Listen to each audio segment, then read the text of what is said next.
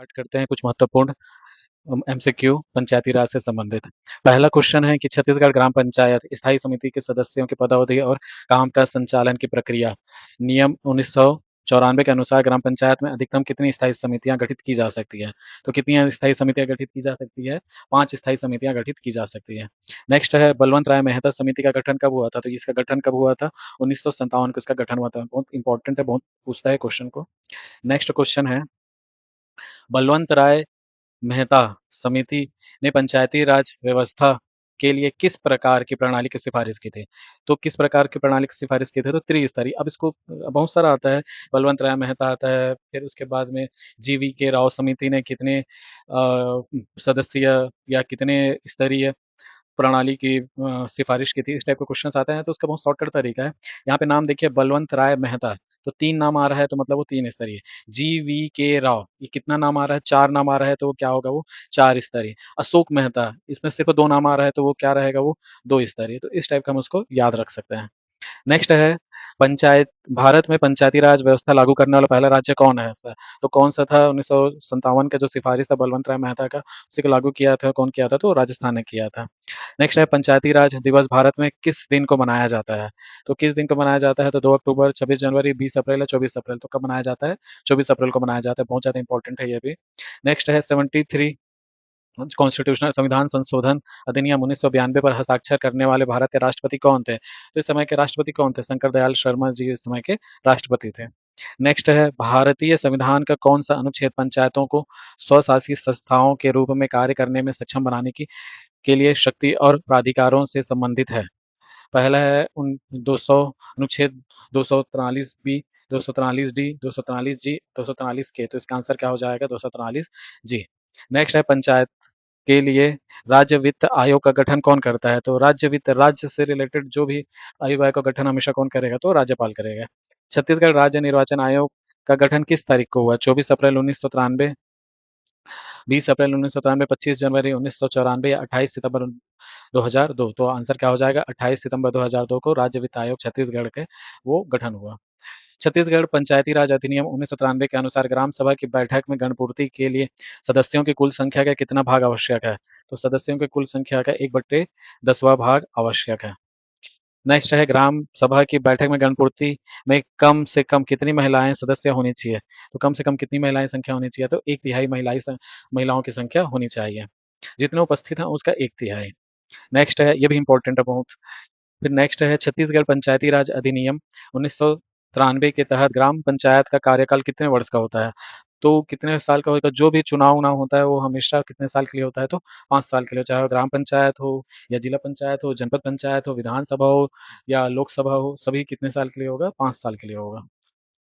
पहली बैठक से 5 साल, इसको ऐसा ही काउंट किया जाता है। नेक्स्ट है ग्राम पंचायत में अविश्वास प्रस्ताव पारित करने के लिए उपस्थित और मतदान करने वाले सदस्यों के बहुमत के साथ-साथ कुल सदस्यों के कितने बहुमत की आवश्यकता होती है? 1/2, 2/3, 3/4 या 4/5। तो आंसर कितना हो जाएगा? 2/3 हो जाएगा। नेक्स्ट है सरपंच के पद ग्रहण करने के कितने समय के भीतर उनके खिलाफ अविश्वास प्रस्ताव नहीं लाया जा सकता? तो जब सरपंच पद ग्रहण करता है तो 1 साल तक के उस पर कोई भी अविश्वास प्रस्ताव नहीं लाया जा सकता है। यही अगर हम निगम की बात करें, हालाँकि अभी आपके एग्ज़ाम में निगम नहीं आएगा, बट अगर निगम की बात करें तो वहाँ पे 2 साल रहता है, महापौर का 2 साल तक के उसके खिलाफ अविश्वास प्रस्ताव नहीं लाया जा सकता। नेक्स्ट है छत्तीसगढ़ में पंचायती राज व्यवस्था में महिलाओं के लिए कितना प्रतिशत आरक्षण का प्रावधान है? 33%, 40, 50 या 60?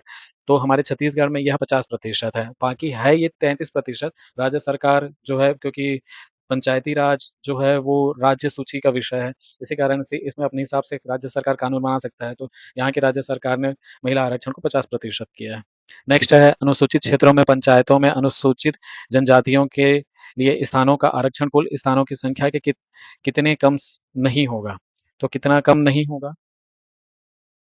तो 1/4, 1/3, आधा या 3/4। तो किससे कम नहीं होगा? तो आधे से कम नहीं होगा। नेक्स्ट है अनुसूचित क्षेत्रों में सभी स्तरों पर पंचायत के सरपंच या अध्यक्ष समेत पद किसके लिए आरक्षित रहेंगे? अनुसूचित जातियों के सदस्यों के लिए, अनुसूचित जनजातियों के सदस्य के लिए, अन्य पिछड़े सदस्यों के लिए या महिलाओं के लिए। तो ये हमेशा याद रखिएगा, अनुसूचित क्षेत्रों में जो आरक्षित जो पद रहता है, यानी बड़े जो पद रहते हैं, अध्यक्ष, अध्यक्ष ये सब पद जो है हमेशा अनुसूचित जनजातियों के लिए आरक्षित रहता है। नेक्स्ट है ग्राम पंचायत की सामान्य प्रशासन समिति का पदेन सभापति कौन होता है? उप सरपंच, सरपंच, मुख्य कार्यपालन अधिकारी या कलेक्टर? तो उस पंचायत समिति का जो पदेन सदस्य हमेशा कौन रहेगा? तो सरपंच रहेगा। और उप सरपंच हमेशा शिक्षा समिति का पदेन सभापति रहता है। नेक्स्ट है शिक्षा, स्वास्थ्य तथा समाज कल्याण समिति का पदेन सभापति कौन होता है? तो हमें जस्ट बताया, उसका हमेशा कौन रहेगा? तो शिक्षा समिति का उप सरपंच रहेगा।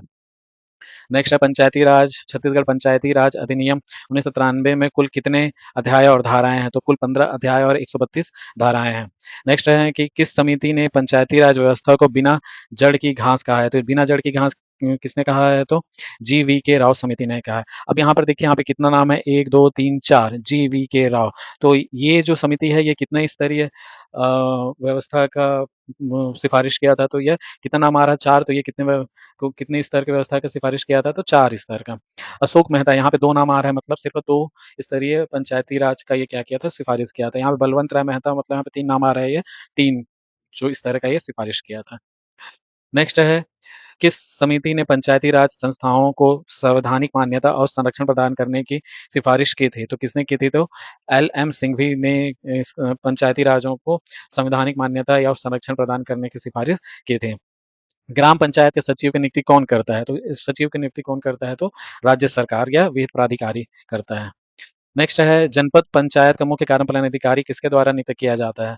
तो जनपद पंचायत का जो सीईओ साहब है, ये हमेशा राज्य सरकार द्वारा नियुक्त किया जाएगा। यदि कोई सरपंच लगातार 3 ग्राम सभा बैठक में गणपूर्ति सुनिश्चित करने में विफल रहता है, तो उसके खिलाफ क्या कार्रवाई की जा सकती है?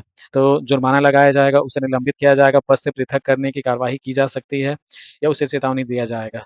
तो पद से पृथक करने की कार्रवाई की जा सकती है, हालाँकि उसको 2 बार और मौका दिया जाता है, फिर भी अगर नहीं करता है, तो फिर उसको पद से पृथक करने की कार्रवाई उसके ऊपर की जाती है। नेक्स्ट है ग्राम पंचायत को किस प्रकार की संपत्ति अर्जित करने का अधिकार है?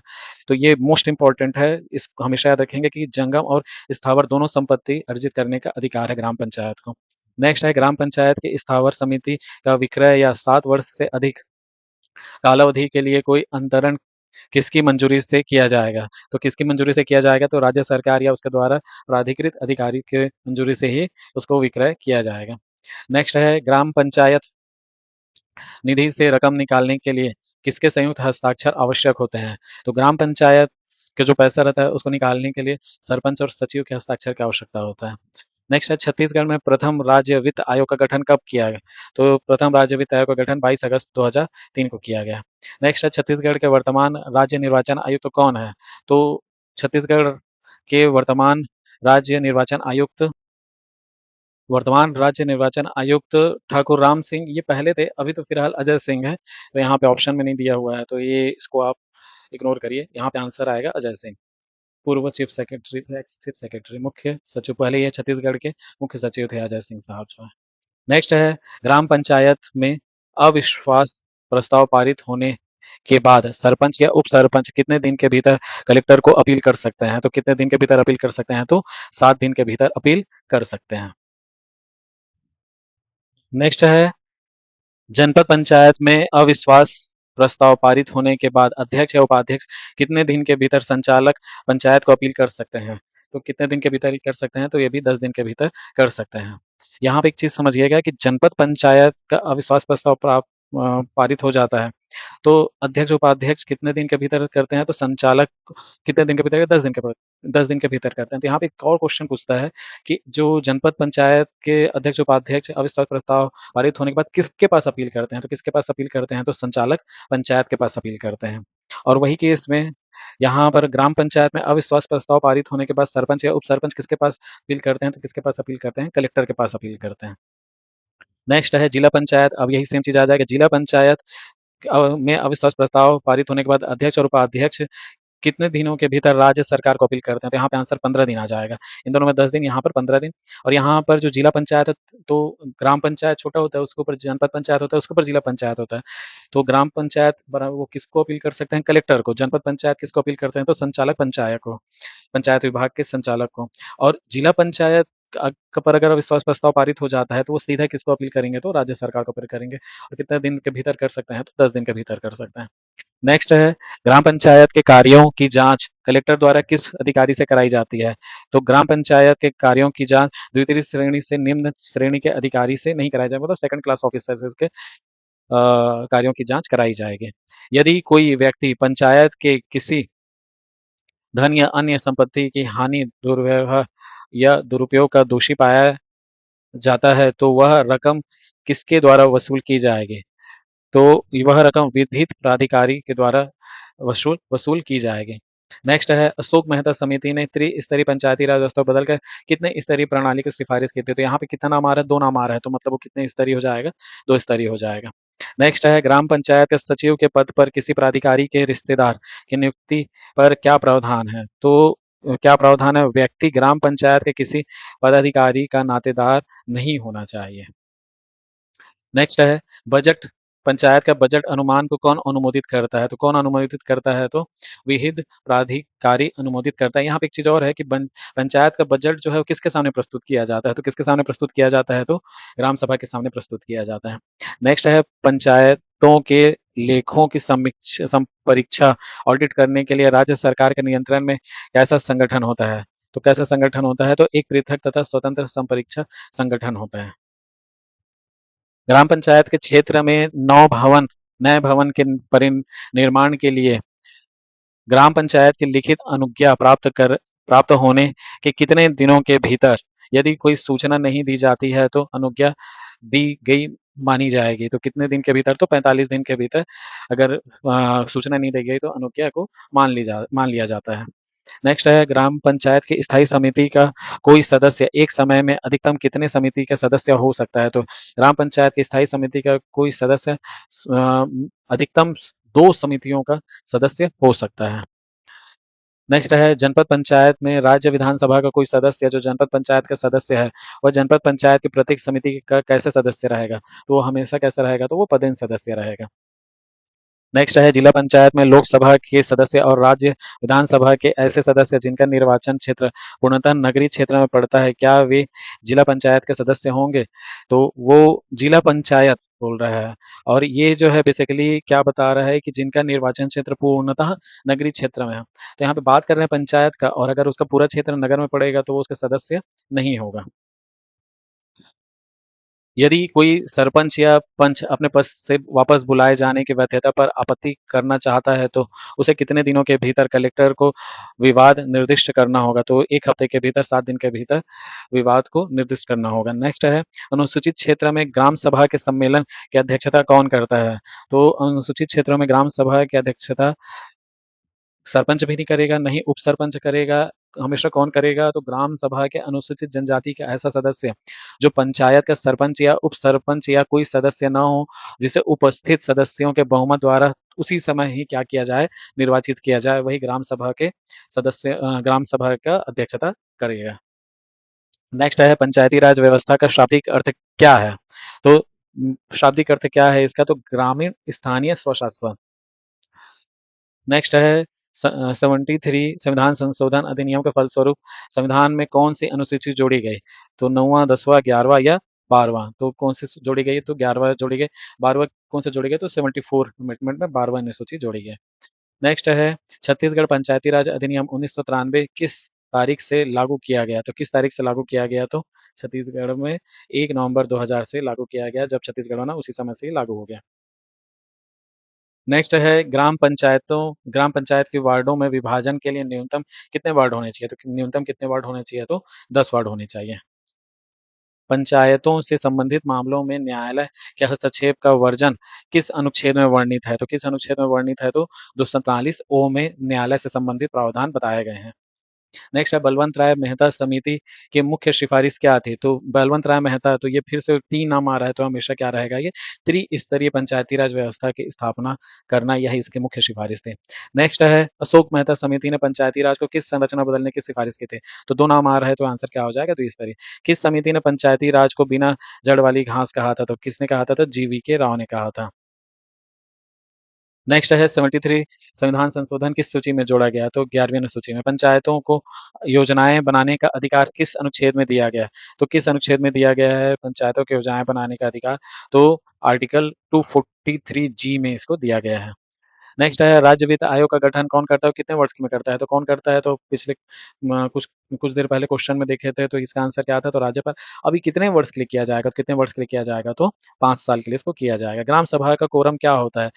तो 1/10वां हिस्सा जिसमें 1/3 क्या हो? महिलाएँ हों। स्थगित ग्राम सभा की बैठक में किस विषय पर चर्चा नहीं हो सकती? नए विषय पर चर्चा नहीं हो सकती है, पुराने विषय पर चर्चा होगी। अब स्थगित क्यों किया जाता है? तो बेसिकली कोरम अगर पूरा नहीं रहता तो स्थगित कर देते हैं। नेक्स्ट है छत्तीसगढ़ पंचायती राज अधिनियम 1993 के अनुसार ग्राम पंचायत में न्यूनतम कितने वार्ड हो सकते हैं? तो न्यूनतम कितने वार्ड हो सकते हैं? तो 10 वार्ड हो सकते हैं। सरपंच के विरुद्ध अविश्वास प्रस्ताव करने के लिए क्या संख्या चाहिए? तो क्या संख्या चाहिए? तो 3/4 बहुमत जो कुल का 2/3 से अधिक ना हो। सरपंच के विरुद्ध अविश्वास प्रस्ताव कब नहीं लाया जा सकता? तो 1 वर्ष के भीतर नहीं लाया जा सकता। सरपंच को रिकॉल करने की प्रक्रिया कौन आरंभ करता है? तो ग्राम सभा के 1/3 सदस्य मिलकर सरपंच को रिकॉल करने की प्रक्रिया को स्टार्ट करते हैं। नेक्स्ट है विकलांग प्रतिनिधित्व सुनिश्चित करने हेतु क्या प्रावधान है? यदि प्रतिनिधित्व न हो तो नामित किया जा सकता है। नेक्स्ट है यदि पदाधिकारी पंचायत बैठकों में लगातार अनुपस्थित रहें तो पद रिक्त कौन घोषित करता है? तो कौन घोषित करता है? तो यह हमेशा कलेक्टर या संचालक पंचायत पद को घोषित कर देता है। नेक्स्ट है कि पंचायत चुनाव के लिए न्यूनतम आयु क्या होनी चाहिए? तो न्यूनतम आयु कितनी है? तो 21 साल होनी चाहिए मिनिमम चुनाव लड़ने के लिए। नेक्स्ट है भंग पंचायत का पुनर्गठन कितने समय में होना चाहिए? तो कितने समय में होना चाहिए? तो 6 महीने के भीतर-भीतर जो भंग की गई पंचायत है उसको फिर से क्या किया जाए? रिस्टोर या पुनर्गठित किया जाए। ग्राम पंचायत में अधिकतम कितनी स्थायी समितियाँ बन सकती है? तो कितनी स्थायी समितियाँ बन सकती है? तो 5 स्थायी समितियाँ बन सकती है। नेक्स्ट है सहयोजित सदस्य को मतदान का अधिकार होता है? नहीं, कभी नहीं होता। संयोजक मतलब वो तो बुलाया जाता है और हमेशा मतदान कौन करता है? जो निर्वाचित होकर जाते हैं, चाहे कहीं पे भी हो, चाहे विधानसभा की बात करें, चाहे पंचायत की बात कर लें या तो फिर संसद की बात कर लें। मतदान सिर्फ़ और सिर्फ़ जो निर्वाचित सदस्य हैं वही करते हैं। नेक्स्ट है अनुसूचित क्षेत्रों की ग्राम सभा की अध्यक्षता कौन करता है? तो अनुसूचित क्षेत्रों की ग्राम सभा की अध्यक्षता एसटी सदस्य जिसे ग्राम सभा चुना जाता है वही उसकी अध्यक्षता करता है। अनुसूचित क्षेत्रों में एसटी के लिए सीटों की न्यूनतम सीमा क्या है? तो कितनी है? तो 50% है, 1/2। पंचायतों की संपरीक्षा कौन करता है? तो इसका क्या है? तो स्वतंत्र संपरीक्षा संगठन होता है जो इसकी क्या करता है? ऑडिट करता है। पंचायतों के बीच विवाद का समाधान कौन करता है? तो हमेशा याद रखिए कि पंचायत से रिलेटेड जो भी विवाद होगा वो उसका जो लास्ट डिसीजन है वो हमेशा कौन लेता है? तो राज्य सरकार लेता है। ग्राम पंचायत की वार्षिक बैठक कब आयोजित की जाती है? तो ग्राम पंचायत की वार्षिक बैठक प्रत्येक 3 माह में आयोजित की जाती है। यहाँ पे ग्राम पंचायत लिखा है, ग्राम सभा नहीं लिखा है ना? नेक्स्ट है पंचायती निधि से निकासी के लिए किसके हस्ताक्षर की आवश्यकता होती है? तो सरपंच और सचिव। अनुच्छ अनुसूच अनुच्छेद 243 डी अनुसूचित जनजातियों के आरक्षण से अरु अरुणाचल प्रदेश को कौन-सा अनुच्छेद मुक्त करता है? तो कौन-सा अनुच्छेद मुक्त करता है? तो 243 एम मुक्त करता है। नेक्स्ट है पंचायती राज का शाब्दिक अर्थ क्या है? तो शाब्दिक अर्थ क्या है? तो ग्रामीण स्थानीय स्वशासन का शाब्दिक अर्थ है। नेक्स्ट है किसे पंचायती राज व्यवस्था का जन्मदाता कहा जाता है? तो ये भी क्वेश्चन कई बार पूछा हुआ है, तो किसे कहा जाता है? तो लॉर्ड रिपन को पंचायती राज व्यवस्था का जन्मदाता कहा जाता है। नेक्स्ट है भारत में सर्वप्रथम पंचायती राज व्यवस्था की स्थापना किस राज्य में हुई थी? तो किस राज्य में हुई थी? तो राजस्थान में हुई थी। नेक्स्ट है भारतीय संविधान के किस अनुच्छेद में पंचायत को स्थान दिया गया है? तो किसमें पंचायत को कौन-से अनुच्छेद में पंचायत को स्थान दिया गया है? तो आर्टिकल 40 में नीति निर्देशक तत्वों में इसको स्थान दिया गया है। नेक्स्ट है 73 संविधान संशोधन अधिनियम किस वर्ष लागू हुआ? तो लागू किस वर्ष हुआ था? तो बेसिकली यह पारित तो 92 में हो गया था और लागू 1993 में हुआ। 73वें संविधान संशोधन अधिनियम के द्वारा संविधान में कौन सी अनुसूची जोड़ी गई? तो कौन सी अनुसूची जोड़ी गई? तो 11वीं अनुसूची जोड़ी गई। अब इस 11वीं अनुसूची में टोटल कितने सब्जेक्ट हैं? तो टोटल कितने सब्जेक्ट हैं? तो 29 सब्जेक्ट्स हैं। और एक और है 74 संविधान संशोधन अधिनियम। इसमें कितने सब्जेक्ट है? तो इसमें कितने सब्जेक्ट है? तो 18 सब्जेक्ट हैं। ठीक है? ये ग्राम पंचायत यानी जो पंचायती राज वाला जो है 73 संविधान संशोधन अधिनियम, इसमें 29 सब्जेक्ट्स हैं, 29 विषय हैं और 74 जो नगरीय निकाय है उसमें कितने हैं? तो 18 विषय हैं। नेक्स्ट है पंचायती राज को संवैधानिक दर्जा किस समिति की सिफारिश पर दिया गया? तो एल.एम. सिंघवी समिति की सिफारिश पर दिया गया है। पिछले कई सारे क्वेश्चन जो है बार-बार रिपीट हो रहे हैं। नेक्स्ट है भारत में पंचायती राज दिवस कब मनाया जाता है? तो कब मनाया जाता है? तो 24 अप्रैल को मनाया जाता है। छत्तीसगढ़ पंचायती राज अधिनियम किस वर्ष पारित हुआ था? तो किस वर्ष पारित हुआ था? तो 1993 में पारित हुआ था। छत्तीसगढ़ पंचायती राज अधिनियम 1993 में कुल कितने अध्याय हैं? तो कुल कितने अध्याय हैं? 15 अध्याय हैं। विषय कितने हैं? तो 29 विषय हैं और अध्याय कितने हैं? तो 15 अध्याय हैं। धाराएँ कितनी हैं? तो धाराएँ 132 धाराएँ हैं। तो तीनों याद रखिएगा, अगर विषय पूछ रहा है तो विषय है 29 और अगर अध्याय पूछ रहा है तो 15 और धाराएँ कितनी हैं? तो 132 धाराएँ हैं। नेक्स्ट है ग्राम पंचायत की स्थायी समिति किस नियम के तहत कार्य करती है? तो किस नियम के तहत कार्य करती है? तो ग्राम छत्तीसगढ़ ग्राम पंचायत स्थायी समिति के सदस्यों की पदावधि और कामकाज से संचालन प्रक्रिया नियम 1994 के तहत जो ग्राम पंचायत की स्थायी समितियां काम करती है। ग्राम पंचायत में सामान्य प्रशासन समिति का कार्य क्या है? तो सामान्य प्रशासन समिति का कार्य क्या रहेगा? तो प्रशासन से संबंधित कार्य रहेगा। तो यहाँ पर प्रशासन संबंधित मतलब ग्राम पंचायत के प्रशासन की स्थापना और सेवाएं, बजट, लेखा, कराधान और तथा अन्य वित्तीय विषय से संबंधित कार्य कौन करेगा? तो सामान्य प्रशासन समिति करेगा। बेसिकली बजट वजट पास करना, वित्त से संबंधित काम, पैसे से संबंधित काम, प्रशासन संबंधी काम, ये सब काम कौन करता है? तो सामान्य प्रशासन समिति करता है। ग्राम पंचायत में प्रत्येक स्थायी समिति में कम से कम कितने सदस्य हो सकते हैं? तो कम से कम कितने सदस्य हो सकते हैं? तो 3 सदस्य हो सकते हैं। नेक्स्ट है ग्राम पंचायत की स्थायी समिति का अध्यक्ष कौन होता है? तो ग्राम पंचायत की स्थायी समिति का अध्यक्ष कौन होता है? तो ग्राम पंचायत का सरपंच होता है, जो हमेशा क्या रहेगा? तो प्रशासनिक जो सामान्य प्रशासन समिति का हमेशा क्या रहेगा? तो पदेन अध्यक्ष रहेगा। यदि कोई मामला एक से अधिक स्थायी समिति से संबंधित हो, तो विनिश्चय के लिए उसे किसके समक्ष रखा जाएगा? तो उसको किसके समक्ष रखा जाएगा? तो ग्राम पंचायत के समक्ष रखा जाएगा। मतलब कोई विषय है जिसमें 2 समितियाँ या 2 से ज़्यादा समिति इन्वॉल्व हैं, तो उसको किसके सामने रख दिया जाएगा? तो ग्राम पंचायत के सामने उसको रख दिया जाएगा। नेक्स्ट है स्थायी समिति के सम्मेलन की कार्यवाही किस पुस्तक में अभिलिखित की जाती है? मतलब जो स्थायी समिति का जो भी बैठक-वैठक हो रहा है, उसका कार्यवाही है, वो किस पुस्तक में उसको लिखा जाता है? तो किस पुस्तक में लिखा जाता है? तो कार्यवृत्त पुस्तक में उसे लिखा जाता है। स्थायी समिति की कार्यवाही ग्राम पंचायत के समक्ष कब रखी जाती है? तो कब रखी जाती है? तो समिति के सम्मेलन के तुरंत बाद, समिति के सम्मेलन के पश्चात किए गए अगले सम्मेलन में, प्रत्येक माह के अंत में या वित्तीय वर्ष में। तो इसको कब किया जाएगा? तो समिति के सम्मेलन के पश्चात किए गए अगले सम्मेलन में उसको किया जाएगा। नेक्स्ट है ग्राम पंचायत स्थायी समिति के सदस्यों की पदावधि सामान्यतः कितनी होती है? तो सामान्यतः कितनी होती है? तो ग्राम पंचायत के कार्यकाल जब तक वे पंच बने रहते हैं तब तक उसकी पदावधि रहेगी।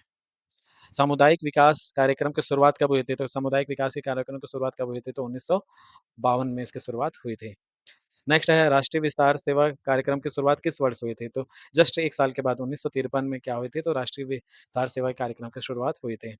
किस प्रधानमंत्री के कार्यकाल में 73 संविधान संशोधन अधिनियम पारित हुआ? तो किसके में पारित हुआ? तो पीवी नरसिम्हा राव के जी के समय में यह संशोधन अधिनियम पारित हुआ था। नेक्स्ट है 73 संविधान संशोधन अधिनियम का मुख्य उद्देश्य क्या है?